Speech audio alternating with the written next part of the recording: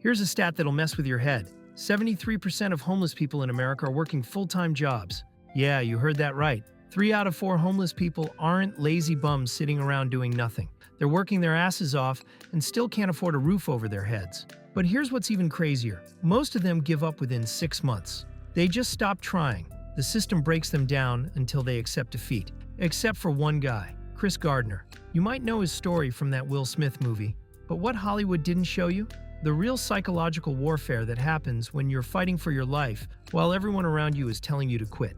The mind games, the constant humiliation, the daily choice between your pride and your survival. Today I'm going to break down the exact mental framework that separates the guys who make it through hell from the ones who don't. And spoiler alert, it's got nothing to do with being naturally tough or having special skills. This is about something way deeper, something that most men never tap into because they're too scared to admit it exists. Stick around because what you're about to learn might save your life when everything falls apart. And trust me, it will fall apart at some point. The setup nobody talks about. Look, we all love a good underdog story. Guy hits rock bottom, works hard, becomes millionaire. Classic American dream bullshit, right?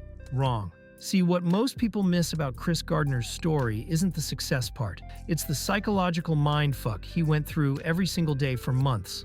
This dude was selling medical equipment that nobody wanted, his wife left him, he got evicted, and he was sleeping in subway bathrooms with his 5-year-old son. But here's the kicker.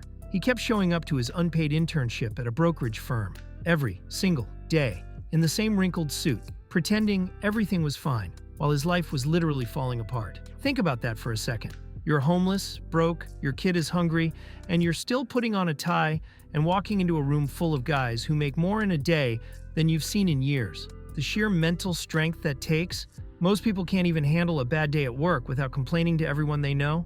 Most men, they'd tap out. They'd say screw dignity and find an easier path. Apply for welfare. Move back with mom. Take any job that pays immediately. But Gardner didn't, and the reason why reveals something about male psychology that nobody wants to admit. Something that makes the difference between men who rise and men who just survive. When everything says quit. Gardner wasn't just fighting poverty. He was fighting something way worse. The voice in his head telling him he was a fraud. Every morning he'd wake up on a bathroom floor, look at his reflection in a dirty mirror, and have to convince himself he belonged in that boardroom. You know that feeling? When you're in a room and you feel like everyone can smell the failure on you? Like they can see right through your act? That's what he lived with 24/7. But the worst part? The people around him. His wife called him delusional before she left. Social workers wanted to take his kid because he couldn't provide basic necessities. Even his own mother was like, Chris, just get a normal job, stop chasing fantasies. Everyone had logic on their side. The numbers didn't lie. He was broke, homeless, and chasing a dream with astronomical odds. 20 people competing for one position. The smart move was to quit.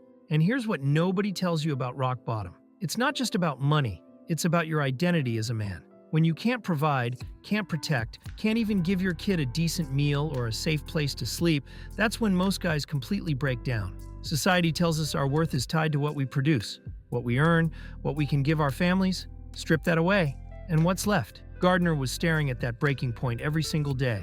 One bad day away from saying, forget it, and giving up everything he'd worked for. One rejection away from total collapse. The point of no return. One night, Gardner and his son get locked out of a subway bathroom. It's winter in San Francisco. Cold as hell. They're sitting on the floor of a train station at 2 a.m., and his 5-year-old kid looks up and asks, are we going to be okay, Dad?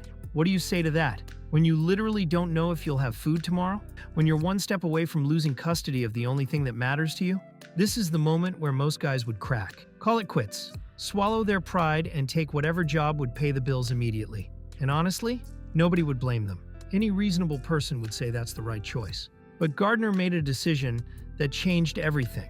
Instead of lying to his kid or breaking down in front of him, he turned their nightmare into a game. He told his son they were time travelers hiding from dinosaurs in a cave. Sounds cheesy, right? Like some Hollywood feel-good nonsense. But think about what really happened there. In the darkest moment of his life, instead of giving in to despair, he chose to be the father his son needed. Not the father he wanted to be. Not the father he thought he should be. The father his son needed right then and there. That's when I realized something. Gardner wasn't continuing for himself anymore. The switch had flipped. He was continuing for someone who couldn't continue for themselves. Someone who was counting on him to be stronger than he felt. And that changes the whole game. Because when you're fighting for yourself, you can always make excuses. But when you're fighting for someone else, giving up becomes betrayal. The truth nobody saw coming. The movie makes it look like Gardner succeeded because he was naturally gifted at sales or incredibly smart with numbers. Complete bullshit. Gardner succeeded because he did something most men refuse to do. He let himself be vulnerable in front of his son. He cried. He admitted he was scared. He showed his kid that being a man doesn't mean pretending everything's fine when your world is burning down. Most of us were taught the opposite, right? Man up. Don't show weakness. Figure it out on your own. Real men don't cry. Real men don't admit they're lost. But Gardner realized something crucial. When you're fighting for someone else, vulnerability becomes a superpower. Because suddenly, you're not just protecting your fragile ego anymore. You're protecting something bigger than yourself. And here's the kicker. His son never saw him as a failure. Not once. Kids don't care if you're homeless. They don't care if you're broke. They care if you show up. They care if you keep trying. They care if you love them enough to keep fighting when everything says stop. Gardner stopped trying to be the perfect father and started being the present father. The father who was there, the father who didn't quit. The father who showed his son what it looks like to keep going when everything falls apart. And that's what gave him the strength to keep going when every logical reason said to quit. When his bank account said quit. When his landlord said quit. When his wife said quit. The real twist? He wasn't pursuing happiness for himself. He was pursuing it for his son, for the future he wanted to give him, for the man he wanted his son to become. And that made all the difference. The moment everything changed, 6 months later, Gardner gets the call. He got the job at the brokerage firm. But here's what the movie doesn't show you. That moment wasn't about the money or the success or finally proving everyone wrong. It was about something way deeper, something that every man needs to understand. When he walked out of that office building and saw his son waiting for him on the street, he realized he'd just proven something to himself. That he could keep his word, that he could show up, that he could be the man his son believed he was, even when he didn't believe it himself. That moment in the bathroom, that moment on the subway floor, every morning he put on that wrinkled suit. Every night he held his son and promised tomorrow would be better. All of it led to this. See, most guys think success is about achieving your goals, getting the promotion, making the money, buying the house. But real success is about becoming the type of person who doesn't quit on the people counting on them. Gardner didn't just get a job that day. He didn't just escape poverty. He discovered who he really was underneath all the fear and doubt and shame. He was a man who keeps going anyway. He was a man who could look his son in the eye and say, "I told you we'd be okay," and mean it. And that's a power that poverty can't touch, that failure can't break, that nobody can take away from you once you find it. The power to be who you say you are, even when everything says you're not. Your turn to choose. Look, I'm not going to lie to you and say it's easy. Most of the time, life is going to feel like you're that guy sleeping in a subway bathroom, wondering if tomorrow's going to be better than today, wondering if you're strong enough, smart enough, good enough. But here's what I learned from Gardner's story, and what I want you to remember the next time everything feels hopeless.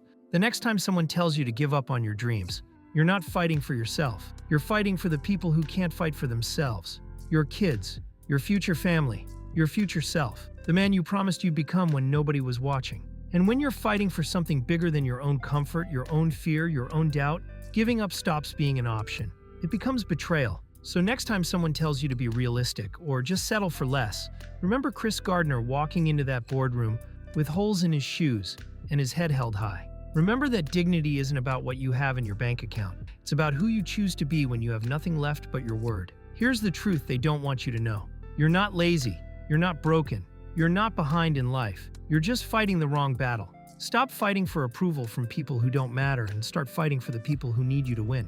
If this hit you somewhere deep, smash that like button and subscribe, because I'm going to keep telling you the stories they don't want you to hear. Stories about real men who faced impossible odds and refused to quit. Men who found strength they never knew they had. What's your subway bathroom moment? What's the thing that's testing you right now? Drop it in the comments. Let's build a community of guys who know that sometimes the only way out is through. And we're going to go through it together. And remember, when everything says quit, when everyone says stop, when your own mind says you're not good enough, you keep going anyway.